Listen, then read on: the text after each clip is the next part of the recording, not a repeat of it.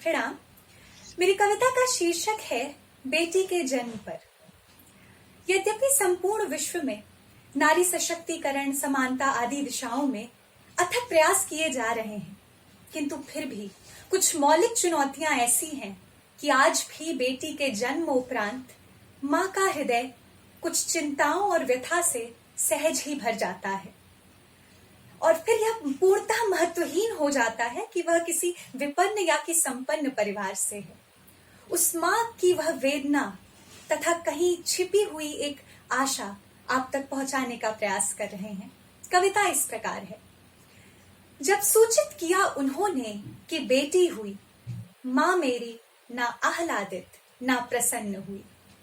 चिंता व्यथा दुविधा से घिरकर वह मन ही मन मात्र विपन्न हुई। घर मेरा समृद्ध था, नहीं कोई भीषण अभाव। आत्मीय मेरे प्रबुद्ध थे, मन में नहीं कोई भेदभाव। फिर भी चिंता व्यथा दुविधा से घिरकर माँ मेरी मन ही मन मात्र विपन्न हुई। वह क्यों नहीं आह्लादित, क्यों नहीं प्रसन्न हुई? वह क्यों नहीं आह्लादित, क्यों नहीं प्रसन्न हुई? वह विचार जो प्रति सुता जननी का हृदय, वह विचार जो प्रति सुता जननी का हृदय बोझिल कर देता है, वह विषाद जो अश्रु जल से उसकी आंखें ओझिल कर देता है, ऐसे ही किसी विषाद ने मेरी माँ को भी व्यथित किया होगा। उसके अंतर मन में भी संभवतः ऐसे ही विचारों को उद्धृत किया होगा कि मर्यादाओं की मरीचिकाओं में मेरी बेटी को भी रहना होगा। स्त्री का तन पाया जो, तो ना जाने कितने अवांछितों को सहना होगा।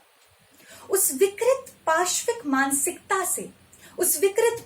मानसिकता से वह भी ना वंचित रह पाएगी, जो अपरिचितों ही नहीं परिचितों के मध्य भी उसे असुरक्षित अनुभव कराएगी।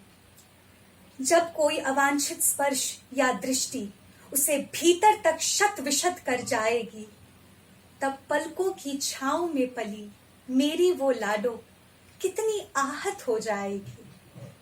निरंतर प्रगतिशील व्यवस्थाओं के आश्वासित से आवरण में अवश्य ही सतत संघर्ष करेगी, वह भी किसी कुंठित आचरण से जिसे संदेह होगा कि उसके उत्कर्ष के मूल में चारित्रिक दुर्बलता का सहयोग है। आत्मबल द्वारा पुरुष से श्रेष्ठतर उच्चतर बन सके, इसके लिए तो सदैव योग्य है। आत्मनिर्भर बनने के उसके यह स्वप्न यदि सच हो भी जाएंगे, तब गृहस्थी और संतति जैसे साझे कर्तव्य उसे अकेले ही स्मरण कराए जाएंगे। अपने दोनों पैरों पर खड़े होने के लिए 4 हाथों की भी आवश्यकता होगी। पुरुष सी या कभी उससे बेहतर भी बन गई तो स्त्री होने की अपनी विवशता होगी। मेरी माँ साक्षी थी शताब्दियों के उस संकुचन की, जो न केवल वर्तमान को विदीर्ण कर देता है, उन्नत उन्मुक्त भविष्य की कल्पनाओं को भी संकीर्ण कर देता है। अपने जीवन पथ के संघर्षों में मैंने अनुभव किया है सर्वथा। नहीं था मेरी माँ का वह विषाद या भय अन्यथा। मैं भी कभी जब उस जैसे ही किसी भय और विषाद की प्रवर्तक सी हो जाती हूँ, तब इस भीषण अंधकार में भी किसी अदृश्य सूर्य की ओर मस्तक उठाती हूँ, जिसके प्रकाश का विश्वास था मेरी माँ और उसकी माँ के भी मन में, जिसके दर्शन संभवतः मैं ना कर सकूं अपने जीवन में, किंतु मेरी बेटी या मेरी बेटी की बेटी उस सूर्य का अवश्य अभिनंदन करेगी। नवयुग के नव स्पंदन में पूर्व युग के प्रयासों को वंदन करेगी कि जब उसे सूचित करेंगे कि बेटी हुई, तब मेरी बेटी वह चिंता व्यथा दुविधा से घिरकर मन ही मन विपन्न ना होगी। वह मात्र आह्लादित हर्षित और प्रसन्न होगी। धन्यवाद। Wow, again a great performance. I'd like Bhupendra sir to add some words to that. Bhupendra sir, can you hear me?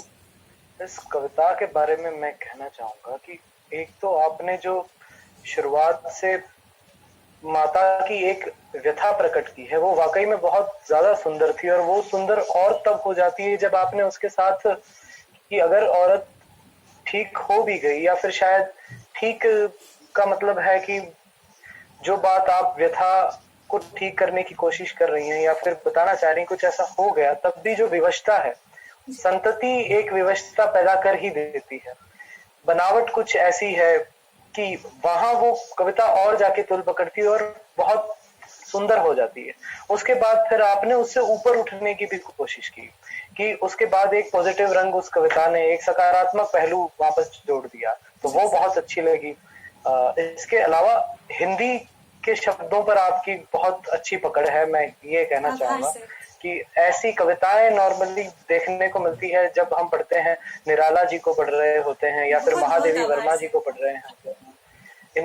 इनका एक प्रकार रहा था कविताओं का कि इन्होंने उस समय में, अगर हम निराला से भी पहले जाएं तो कविताओं का जो जेनर था वो कुछ ऐसा था कि शायद आम जन तक समझ ना आए, तो उन्होंने तब की भाषा में हिंदी के कुछ शब्दों के साथ प्रयोग किया। मुझे लगता है कि आप अगर इसमें कुछ थोड़ा सा और कुछ कर सकती थी तो वो ये हो सकता था कि हिंदी जो हम आज बोल रहे हैं, तो एक हमारे पास ऑडियंस वर्ग है कि जो इतनी बड़ी है, हम बहुत लोगों के साथ पहुंचा सकते हैं सिर्फ भाषा के माध्यम से। तो कुछ लोगों को शायद शब्द वगैरह नहीं, मैं यहाँ पर ये नहीं कह रहा है कि ये गलत है, मुझे बहुत ज्यादा अच्छा लगा, इसीलिए मैंने महादेवी वर्मा जी, और क्योंकि ये भाषा हम वहां पढ़ रहे होते, मुझे पर्सनली बहुत ज्यादा अच्छी लगी है। बहुत बहुत धन्यवाद सर, और आपकी बात हम समझे।